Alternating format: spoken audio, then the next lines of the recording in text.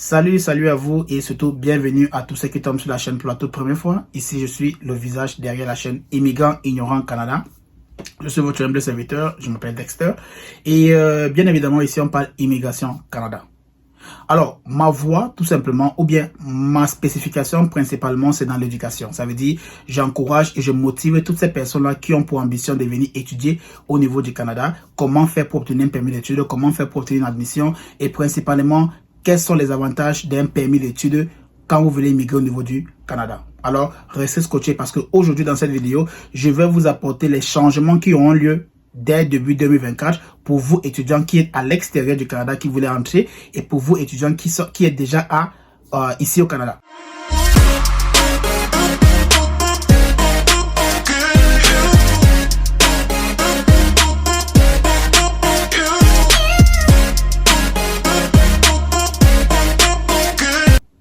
Alors, la première des choses que je vais préciser, c'est quoi? C'est que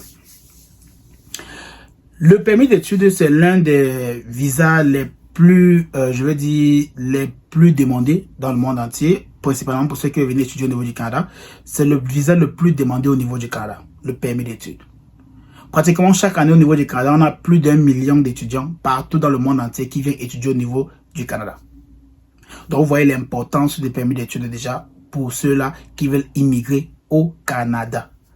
Maintenant, 1 million, ça veut dire c'est ceux qu'on a validé, hein? Mais si on prend le total, ça veut dire tous ceux qui ont fait une demande de permis d'études, ça peut dépasser pratiquement les 3 millions d'étudiants qui veulent juste entrer au Canada ici pour venir étudier. La question que vous devez vous poser maintenant, c'est quelles sont les choses là, quels sont les différents changements qui auront lieu dès 2024, parce que vous devez savoir au Canada, chaque année, les lois changent. Soit ça se modifie, soit on change complètement. Et vous devez comprendre qu'en tant qu'étudiant, quand vous venez au Canada, je vous ai dit, ce n'est pas le lait. Ce n'est pas facile. Donc ne pensez pas que si vous venez en tant qu'étudiant, vous allez venir jouer le avec, le bel, le fou, la folle, peu importe. Ici au Canada, on ne veut pas des mendiants. Ils ne veulent pas des mendiants. Donc si vous choisissez la voie en tant qu'étudiant, alors vous devez avoir les fonds nécessaires qu'il faut pour réussir votre procédure. Maintenant, cela fait partie... Oui, maintenant, je vais vous donner juste quelques points, les changements qui ont lieu, pour que vous compreniez pourquoi c'est important que si vous venez en tant qu'étudiant, vous devez avoir tout ce qu'il faut pour réussir votre procédure. Parce que le gouvernement du Canada, vraiment, à partir de 2024, vont commencer à mettre vraiment les choses très dures. Donc la barre sera très haut maintenant pour les étudiants étrangers. Parce qu'on va constater qu'il y a beaucoup d'étudiants étrangers qui viennent ici au Canada. Quand ils viennent, ils disent qu'ils ont l'argent, mais quand ils arrivent ici, ça commence à devenir comme si c'était, ça commence à suppléer partout. Vous voyez un peu, pour le gouvernement du Canada, ce n'est pas la raison pour laquelle vous êtes venu pour supplier à manger ou comme ça, parce que quand vous avez fait la demande de permis d'études, vous avez justifié que vous avez les moyens. Maintenant, si vous n'avez pas les moyens et que vous avez utilisé quelqu'un d'autre pour pouvoir justifier cela, ça vous concerne. On ne dit pas que c'est mauvais. Mais ce qu'on veut seulement dire, c'est que ne venez pas jouer la personne qui n'a rien, qui n'a absolument rien, la famille, qui n'a pas de famille, qui n'a personne et consort, comme si, quand vous avez fait la demande de permis d'études, vous n'avez pas justifié que vous avez les moyens. C'est en fonction de ces moyens-là que le gouvernement du Canada se justifie du fait que si je vous donne le visa, vous aurez tout ce qu'il faut pour survivre pendant votre période d'études au niveau du Canada.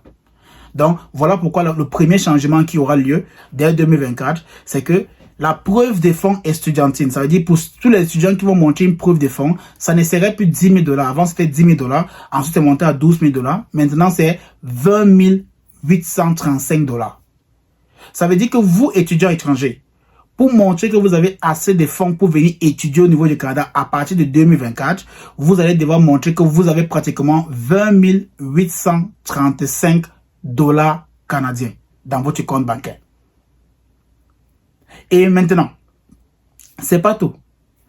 Si c'est un membre de la famille, par exemple, qui va devoir justifier cela, la personne va montrer les fonds. Et une autre chose que le gouvernement du Canada est en train de voir, parce que ils ont constaté que beaucoup de personnes qui montrent les fonds, qui sont dans leur pays natal, quand les gens voyagent pour venir en tant qu'étudiants, ils n'ont plus les fonds là. Vous voyez un peu?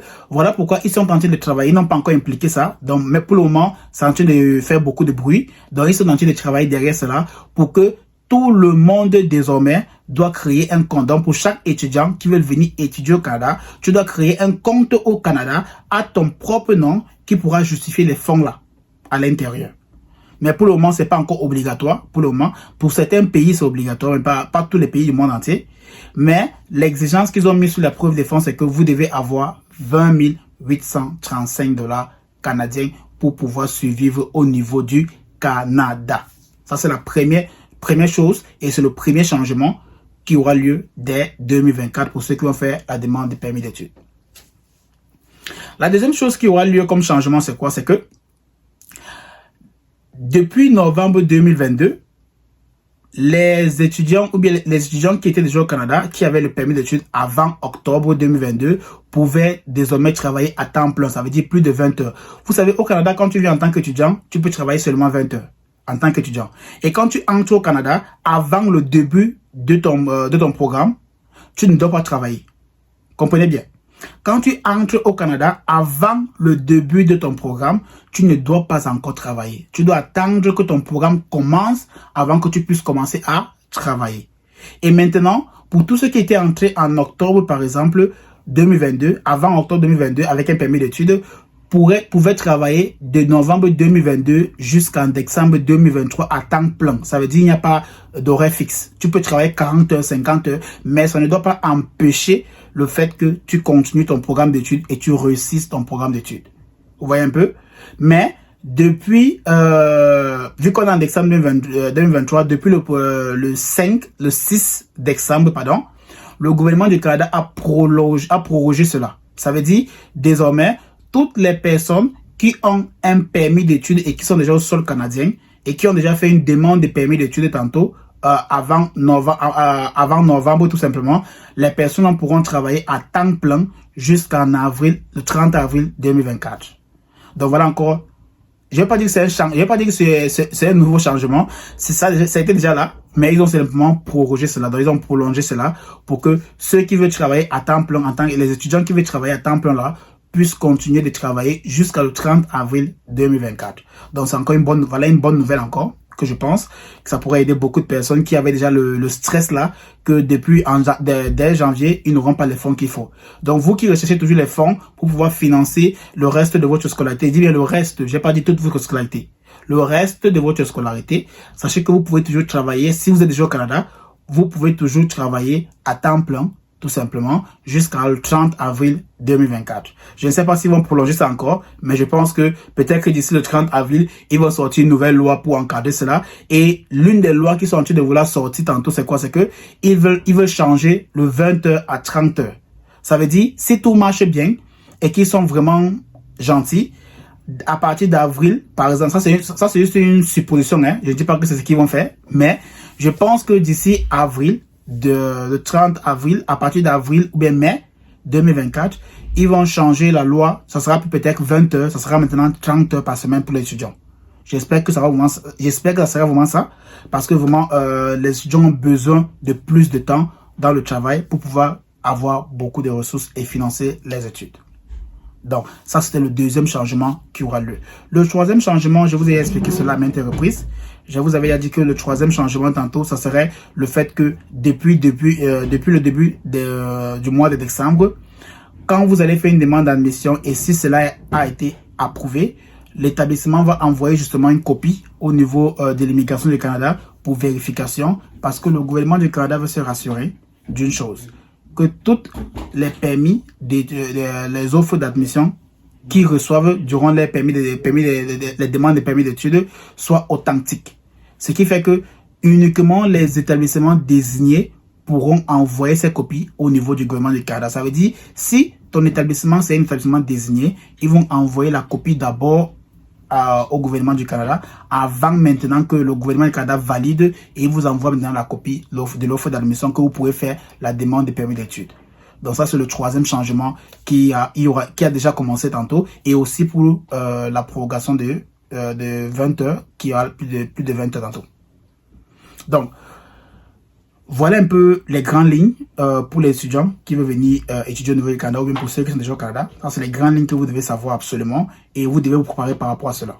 Donc, j'ai dit, le montant pour la preuve de fonds a augmenté. Ce n'est plus 10 000 $ ni 12 000 $, c'est maintenant 20 835 $ que vous devez avoir dans votre compte si vous voulez faire une demande de permis d'études. Deuxième chose, c'est que pour ceux qui sont déjà au Canada et qui ont déjà un permis d'études, peuvent travailler à temps plein jusqu'à le 30 avril 2024 et espérant seulement que d'ici 2024, le gouvernement du Canada va changer les 20 heures qu'il donne aux étudiants à 30 heures. Comme ça, les étudiants pourront avoir plus de temps pour faire un peu plus d'argent et supporter les suivis au niveau du Canada, tout simplement.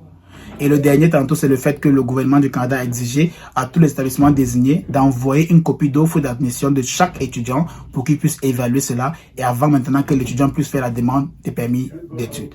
Donc, j'espère que ceci pourra vraiment vous aider à mieux vous préparer. Et une chose que j'aimerais juste attirer l'attention, c'est que avec le permis d'études, vous avez beaucoup d'options, vous avez beaucoup d'opportunités. Comparé même à ceux qui ont le résident permanent, comparé même à ceux qui vont entrer avec un permis de travail. Avec un permis d'études, vous avez tellement d'opportunités que peut-être vous ignorez. Mais si vous voulez en savoir plus, restez scotché, abonnez-vous sur la chaîne si ce n'est pas encore le cas, mettez ça et surtout, à bientôt pour la prochaine vidéo.